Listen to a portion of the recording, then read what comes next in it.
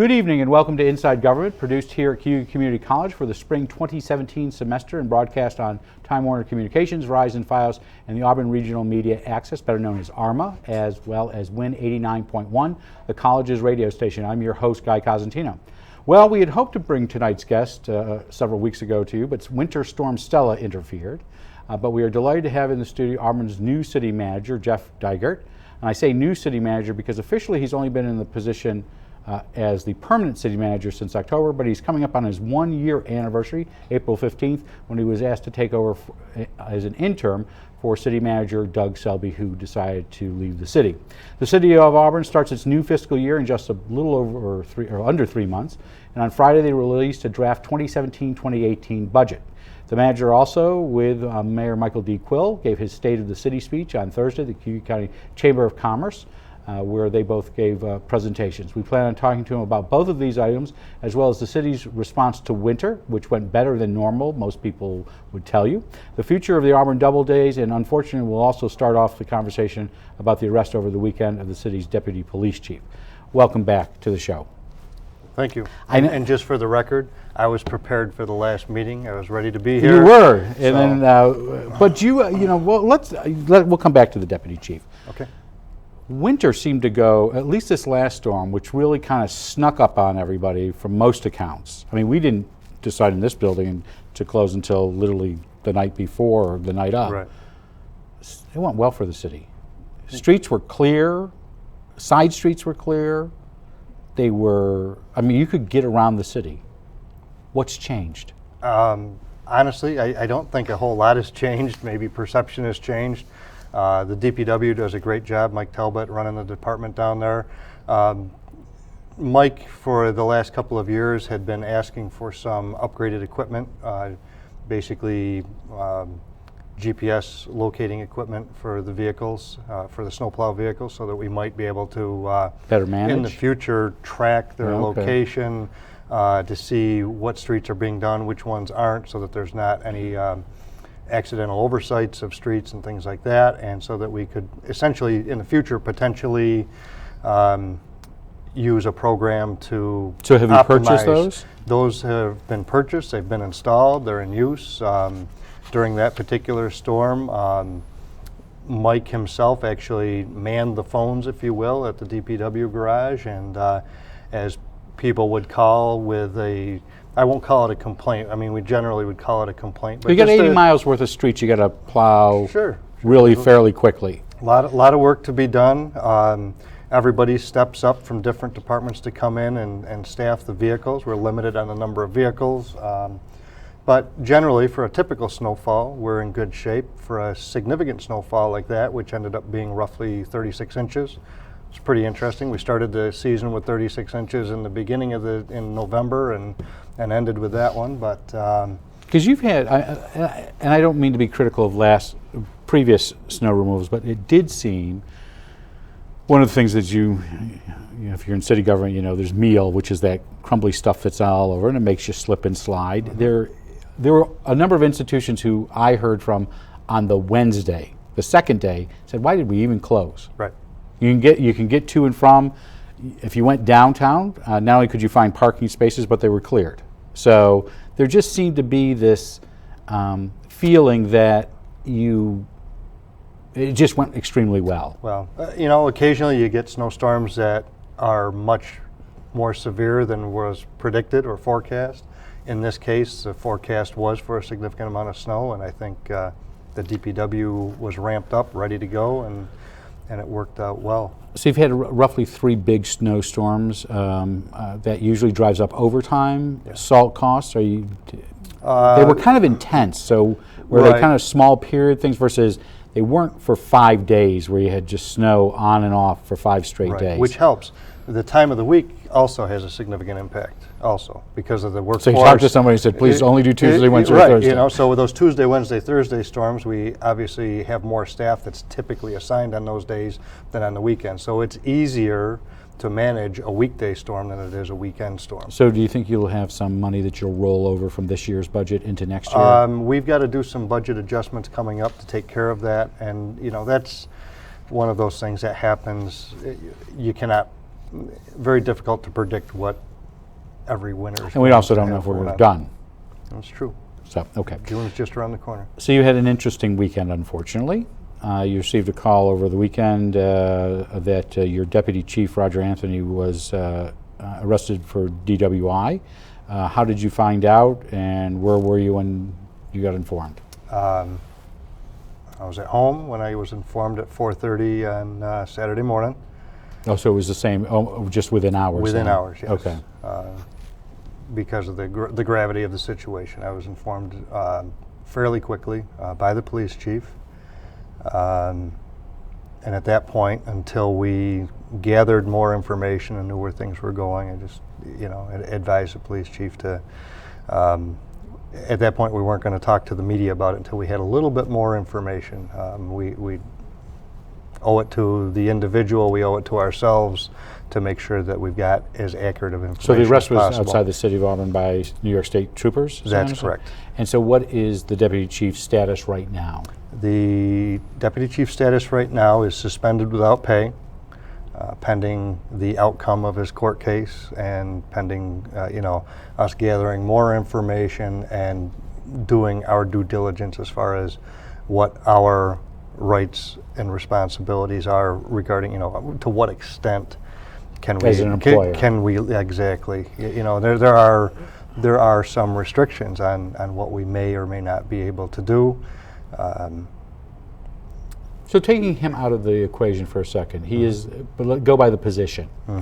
Deputy chief, and obviously this is a criminal charge. Is it, whether it's he or anybody else, is it, especially if they're in law enforcement, let me focus on that, is it going to be tough to go back to a management position like that? Is that something you're looking at? Those are definitely considerations that we've got to look at, or I've got to look at, is, what does it do to the public confidence? What does it do to the workforce confidence in that position, in that individual? But you haven't made any decisions at this stage? No. I think the decision is such an important decision that, and it's so early in the game, that it would not be fair to the organization or the individual to rush to a decision. Right now, we're giving our, by doing the unpaid suspension, gives us a little bit of time to do the appropriate research, make the appropriate decision so that we don't have to back out of an inappropriate decision. And at this point, you're keeping that position open, and the chief and other staff are taking some of those responsibilities? Correct. Okay. So let's shift to budget. Where are you in the city budget process right now? Thursday night, we'll have about half of the departments presenting their individual department budgets. The comptroller will present on my behalf the actual city budget. And because you won't be there, or because that's what you're having her do? Yeah, that's, the comptroller typically, they've got their fingers in that whole budget thing. They know it better than anybody. So Laura Wills will be presenting an overview of the city budget. We've got, again, roughly half the department heads will be giving an overview of their individual departmental budgets, and the following week we'll hit the other half. So you released on Friday night, which I thought was interesting, a draft of the budget. Why on a Friday night, by the way, versus a Thursday or that's just the way. Normally, normally our information for the following week's council meeting comes out sometime on Friday. But it's on the web, and, yep. and the reason I ask this is because from most perspectives, looking at everybody else who's got budget issues right now, it's not too bad a budget from the perspective you're not, yes, there is a tax increase, and we'll get into that, but you're not necessarily raising fees. Your spending is being kept at a certain level. It's not like horrendous budgets the city has been faced with previously. We're fortunate, right? You don't have layoffs in this, am I correct on that? There are some potential staff adjustments, but not sweeping layoffs or anything like that. So is that things through attrition? Through potentially some attrition, some reassignment of duties for some of the positions that may be eliminated, so to speak. And are there's those other opportunities. So are those detailed out already, or are those things that will be presented to council? They'll be presented on Thursday night. Okay. So You can give us the sweeping 10,000 feet venue or view. What's the budget look like from your perspective? Well, as we're finishing out this year's budget, we're in good shape. We're not in fantastic shape, but we're not looking at having to go into fund balance or anything like that. Which right off the bat is a change from past policies that you are not using any fund balance. Am I correct? For this current year's budget, we don't have to dip into fund balance. It doesn't look like that. Of course, we still have a couple of months to go. But it also looks like you're not dipping into it next year either. You're Correct. proposing. So what is your Correct. fund balance roughly? Off the top of my head, I can't give you that number. But again, we're not dipping into that this year to finish out the budget. We should be able to actually contribute to the fund balance. Next year, we should be good to go without dipping into fund balance. We'll stay, as proposed, we'll stay under the tax cap. What's roughly the tax cap now? I think we're, with the different calculations involved, we're about 1.25 or so. And so we should be right around so there. you're going right almost to Yeah. the limit. You're at 1.26, Yeah, I thought I read. and that'll change over time. And that's the thing with the budget discussion. You know, we're April right now, and as we move forward, there's a potential impact of the state budget. It could have a negative impact. There's some things out there that could have a positive What are you impact. worried about in the state budget? Obviously, if you were Jeff Perizzola right now, Right. you'd pull out all of your hair because you have to go to, it looks like they'll have to go to voters without knowing what the state number is. Right. But for you, even if they have a budget on, and this extender goes to the end of May, is there a lot in there for the city right now? Are there grants that you're? Well, obviously, you know, water's been a big issue, but if you look at the extender has some money in there that, you know, moving forward for our temporary fixes or upgrades to the water treatment plant, hopefully that will offset those costs. For the more long-term projects at the water filtration plant, those things will, you know, have to play out as time goes on. And in fact, they may or may not even be necessary once we get the temporary solution in place. It may prove to be a good long-term solution as well. So that has to play out. Some of the aid to cities funding that's in the state budget have the potential, there's some potential that those may actually increase. How likely that is has yet to be seen. So the money we receive for upkeep of the arterial, for instance, you know, that's been pretty static since I think 1987. Right. So there's always been a push. This year it seems like there was more of a coordinated push to actually improve or From the New York increase. Conference of Mayors or from legislators themselves? Conference of Mayors, the legislators, it seems like everyone finally is on board with saying, you know what, this has been static for so long, we need to make an improvement.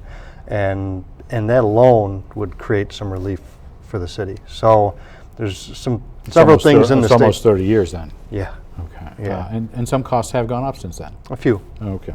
So what is interesting from what I read in the Citizen story was your property taxes are going up 1.26, but your spending is going to go up about 2.5, so just a roughly double. How does that work? Just different revenues that may potentially increase. Sales tax up? Sales tax is up. We're being careful to not overestimate the impact that will have, because that's a little bit touchy right now. We're glad that it's tracking upward, but it's not tracking. It hasn't been tracking upward for long enough or substantially enough to really put a lot of weight on that. And for right now, what you've proposed is a balanced budget. Am I correct on that? Correct. Okay. And so the council will have an opportunity to look at what's been presented by the department heads and me and the comptroller and decide if they agree with the things we've presented to them and if they would like to spend more in particular areas or if they feel we should spend less in other areas. So as we've moved along through the process, we've taken the city council's priorities into So did consideration. they give you a direction that said, hey, no tax increase, we're okay with under the tax cap? Did the mayor and council give you any directives when it came to the revenue side? I'm going to say they want to see a balanced budget. Okay. Okay, they want to see a balanced budget without a significant tax increase. I think we've done that. Again, where we've decided to spend a little extra money and where we've decided to cut will ultimately be the decision of the council on whether or not they feel that those are appropriate. And while there have been some sewer and I think water increases in the recent years or in the last year, Right. there are no sewer and water rate increases, no garbage fee increase this time around, correct? Correct. So this was your first budget, really? I mean, I you finished came in up on the April tail end, 15th, right. which by that point, Doug Selby had most of that in place. Yep. So how's it going? What have you learned? It's been good. It's been relatively smooth, and we have the benefit. I have the benefit of the fact that our revenues are fairly stable. Sales tax is up a little bit. You know, we aren't in dire straits, so that makes doing the budget a lot easier. I didn't have to go to department heads and say, hey, you know, you've got to cut 20% out of your budget, or you've got to cut workforce. That makes it a little bit easier. We've got department heads that are extremely cooperative, and if you look at the budget proposals, if there's an increase, most of the increases are very minor increases, and most of that can be attributed to contractual wage increases. Because you still have employees that you have to stay within Sure. what is while the state may say 2% tax cap, many labor agreements don't follow that by Public Employees Relations Board Right. rulings. Am I correct on that? Correct. Sometimes Correct. they're above that. Yep. Yeah. So It's just the way the state of New York. So that, and you've got things that are somewhat outside of our control, things like health insurance costs, retirement contributions, things like that, that are tracking upward. The cost is tracking upward.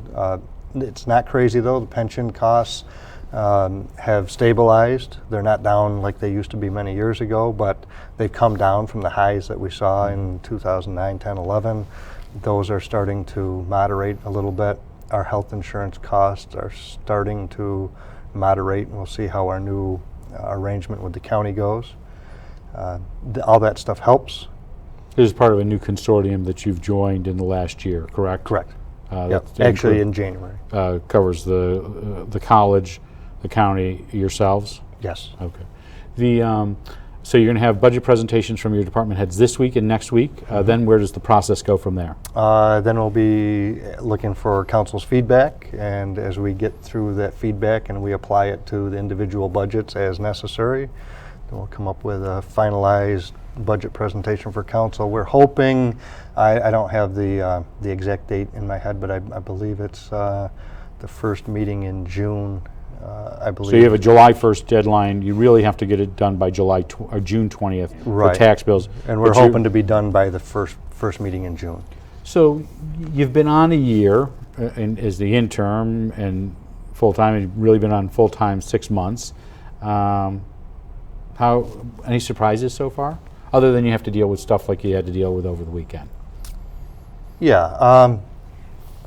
Occasionally things pop up. You know, there's a lot of big projects going on around town, and a lot of big infrastructure projects, and then a lot of, I hate to use the term crises, but you know, we had the water issue that essentially popped up. It's things that we knew The blue algae issue. that were going on, but it certainly reached a different level this year, and that took a lot of staff time and redirected it to deal with that issue, rightfully so. Are you enjoying the job? Yeah, it's interesting. What's been the biggest challenge so far? I don't know if I could say there's one biggest challenge. There's been a Okay. lot of big challenges. So you just mentioned infrastructure. Last week you gave what was by many a well-received presentation at the Chamber of Commerce for your State of the City. You and the mayor split the duties. So as far as you're concerned, and again the global view, what is the state of the city right now? I think we're in good shape. Do we have some problems here and there? Absolutely. There will always be some problems. So but take out personnel, because that's not the thing you can control. If you had a worry out there right now, what's your big worries? Well, obviously we've got to take care of the water issue, and we've got the And short-term there's no plan. question it's going to pop up again this summer. As far as we know it will pop up to some degree, we just don't know the extent of it. Okay. You know, I think a lot of those things will have to do with the weather and the rainfall and the temperature and all sorts of things play into we that. asked this of all the guests back in the fall, and I think you came on with the mayor, and we didn't get to this. One of the issues that comes up, while the city is the watershed inspector and you are given those responsibilities, there are certain limits that you have as a municipality. Right. It almost seems like it's a patchwork of rules and regulations. Much of it, for example, if you want to do anything in agriculture, you got to get the state of New York to sign off on it. Should the lead not be by locality saying, okay, let's do this, but there should be some strict standards when it comes to agricultural runoff, building and planning designs, because we put a lot more blacktop and cement than we had 40 years ago. Is that a state responsibility? Right now, it is a state responsibility. And Well, I if believe they'll that- act. And I believe that there's only 2 watersheds within the state where those local watersheds really have any enforcement authority. And I believe one of those is Skinny Atlas Lake and in the New York City watershed areas. So that's something that needs to be But I know there was a pursued. meeting last night, led by the agricultural community, because they've kind of been taking some punches, Oh, sure. and they wanted to respond. But again, much of this is determined by the state of New York if they will act. So if you want to change some of the runoff rules, you have to get the state of New York to sign off. Right. And often they will not act on those. Right.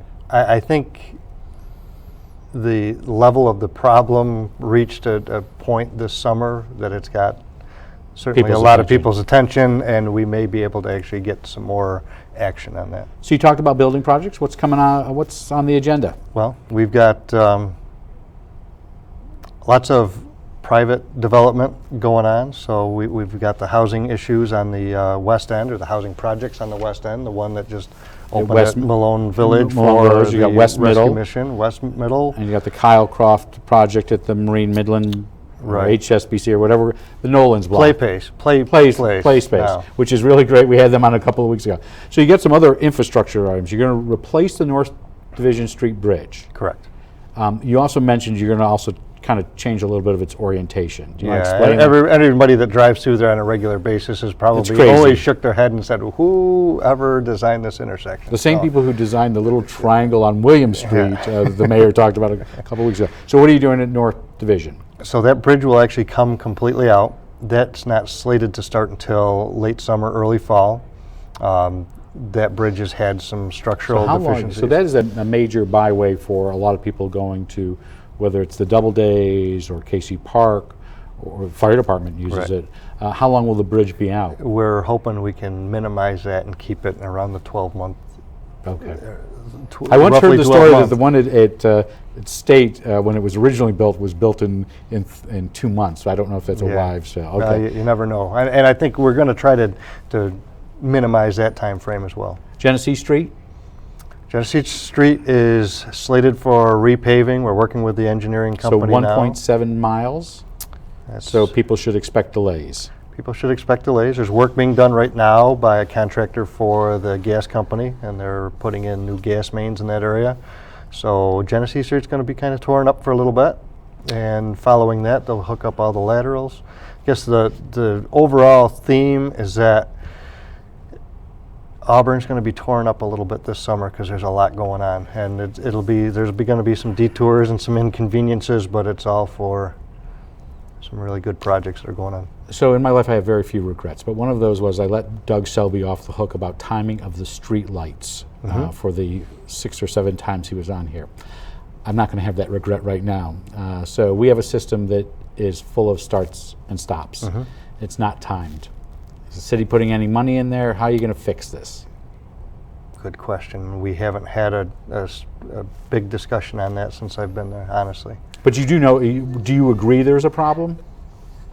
To some extent, there's a problem, but I don't know to what extent that can be rectified with the way the traffic flows and everything else. Well, part with of it the is you have arterial old and- systems that go back to the 70s that haven't been upgraded. Yes. You talk about 1987. Yeah. With state money, you haven't put, you being the city, Right. haven't put a lot of money in there. Right, and you know, we're in that situation right now. There was a traffic control device at the corner of State Street and Cottage Street that just finally blinked its last blink, several months ago, and the cost of replacing that signal and the electronics It's expensive, associated but you got to make that investment, don't you? is about $200,000. So in that area of State Street, we're actually doing a traffic study now to find out, where the traffic control devices actually need Because to I be. ask that because it comes to road rage and other issues that come Right. about in accidents. And, Yep.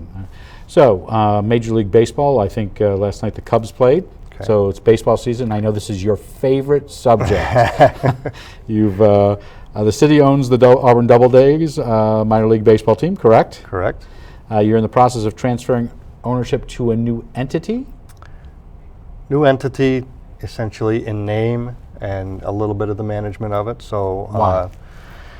it really gets into a technical legal issue where the city should not itself necessarily have a team, so it has to do it through So how the come this legal. never became a question for your seven predecessors and the corporation council's last eight predecessors? I couldn't tell you that. All I can say Speaking of is 1987 is apparently the year. right.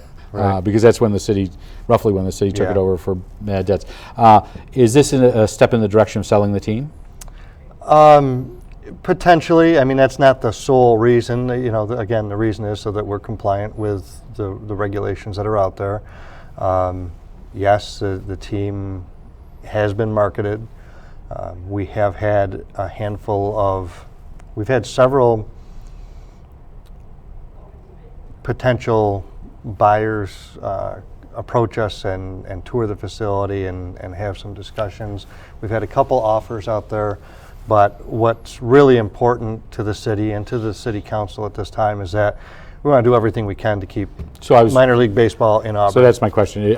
Would one of the stipulations be to make sure that they stay for some length of time? To the extent that we can. So Okay. that's important. It's important for us to have the right partner. And will so you don't have anything that's coming before city council to transfer the team at this particular stage? No. Will the transfer, I know there's been some delays on the transfer from one organization to another. Will that occur before opening games in June? It may. I believe we've just been notified that our application to minor league baseball has been accepted. Because you have to step through some hoops to do. Yeah, minor league baseball is a government all unto itself almost. So they have a lot of regulations and things like that. So you that we hired have a to new comply general with. manager, Adam Winslow. Correct. Does he report directly to you as the city manager? Yes. And are there any plans to change things right now down at the park? As far as Operations. Well- What fans and what patrons will see? there are some plans to. I mean, the public outreach has been vastly improved compared to the most recent past. Adam's done a fantastic job, and his assistant managers have done a fantastic job, and his interns down there reaching out to the community. We've got season ticket holders that hadn't held season tickets for several seasons. We've got corporate partners that are coming back on board. So things are looking good. And How about food service and things like that? I know that's always been a yeah, challenge that's for a- that's it's a just because of the orientation of the buildings. that, and sometimes I think it's a matter of your perspective on it and how you prioritize that in your operation. And baseball, going there for a baseball game is fine, but that's also part of the experience, and it needs attention. They're giving it that attention, and we're hoping that we potentially will have folks out in the stands selling, so you might not even have to leave your seat to do that. Again, bringing that back. It's been gone for a few years, and So and I know Adam Winslow will be here in a couple of weeks, so Yep. we'll have him on. We do want to thank City Manager Jeff DYGERT for coming on to give us a city update. We hope you'll come back in the fall once you've adopted a budget. Maybe the state will have a budget by then. maybe. And give us an update at that point. Okay. We want to thank you for coming on and rearranging your schedule again because of the winter storm. In a moment, we'll be right back with Beyond the Front Page, featuring Seymour Library's Lisa Carr, Ellen Delastrudo, and Danette Davis to give us an update on Seymour Library and talk about what's coming up in the coming week's National Library Week. A programming note, starting on Thursday the 6th, the college is on a well-deserved spring break, and we will be off that next week, and we'll return on Tuesday the 18th with a regularly scheduled program.